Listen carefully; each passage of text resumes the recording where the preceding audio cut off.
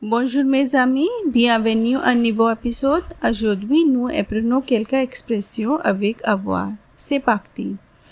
Avoir faim, to be hungry. Avoir soif, to be thirsty.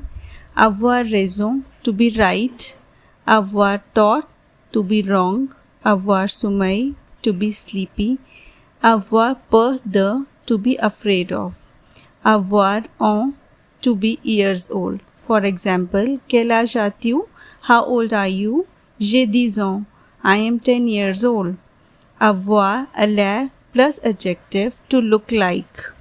For example, elle a l'air fatiguée. She looks tired. Avoir a l'air de plus infinitive to look as if or to seem to. For example, vous n'avez pas l'air de comprendre. You don't seem to understand. Avoir l'air de plus une plus noun to look like. For example, il a l'air d'une vedette. He looks like a film star. Avoir besoin de quelqu'un, quelque chose, to need someone or something. For example, de quoi as-tu besoin? What do you need? J'ai besoin d'argent. I need money. Il a besoin d'une voiture. He needs a car. Continuez à pratiquer. Au revoir. Merci. Bye bye.